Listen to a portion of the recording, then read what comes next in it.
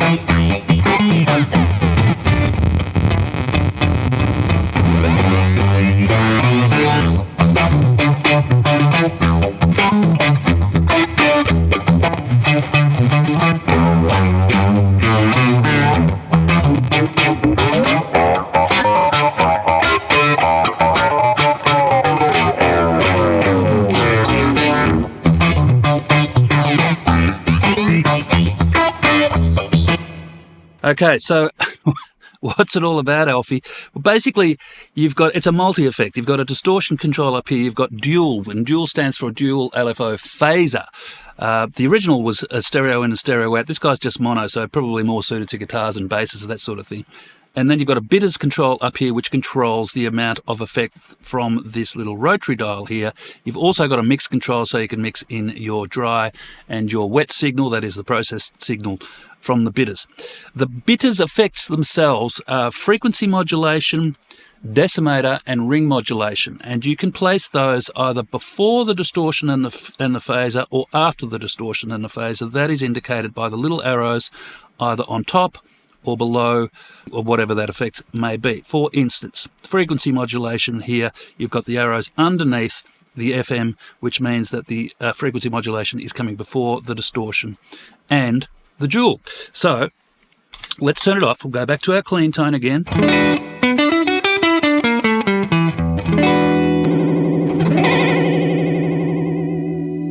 So we're in frequency modulation, so that's determining the LFO rate here.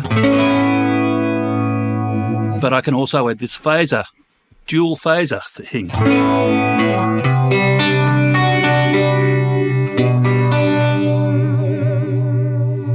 So at the very least, I've got a really nice modulation pedal.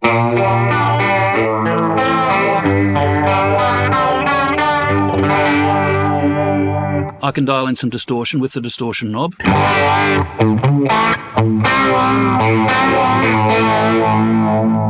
And I can mix in as little or as much as I want with the mix knob.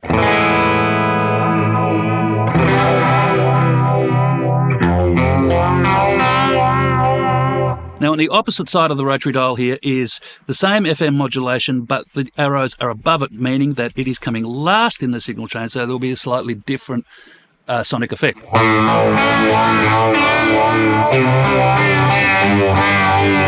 So the order of the signal is distortion, dual phaser, and then the frequency modulation.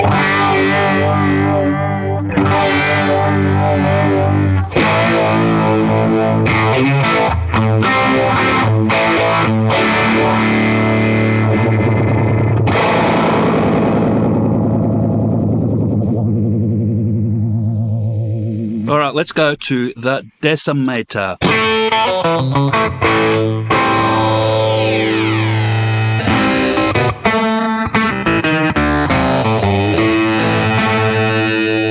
We'll go to full mix.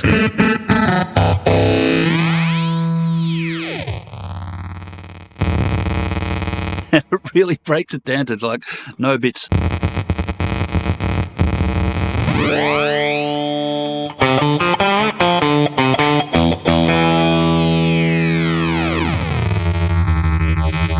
And then you can add that extra bit of LFO with the dual knob. Let's record another loop again. I'll just turn this guy off.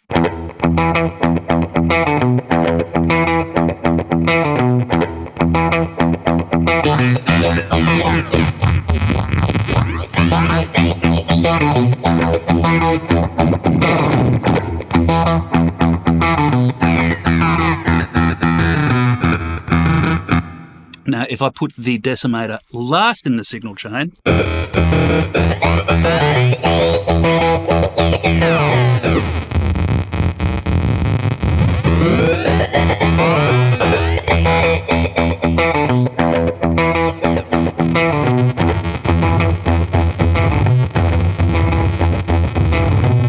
all right, and then we've got ring modulation.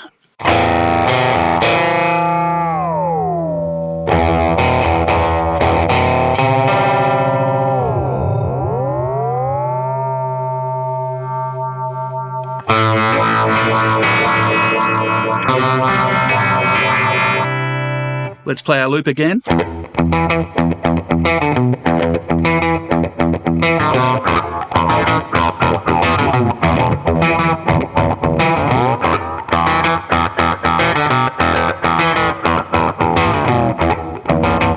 And change the ring modulation so it is last in the signal path, that is after the distortion and the dual LFO. Play it.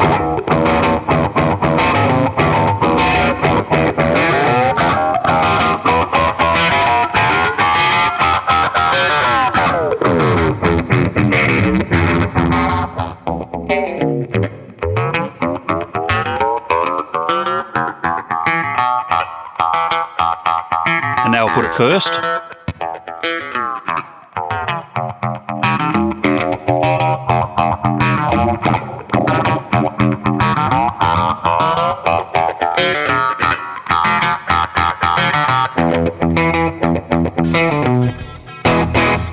There it is, the Catlin Bred Bitters. If you have not been able to find yourself an Alesis Bitterman and you wish to have one on your pedal board, this is the pedal for you. It'll give you ring modulation, frequency modulation, decimator, either before distortion and dual phaser with a mix control. Lots of fun. Imagine what you could do with a drum machine and a bass, huh?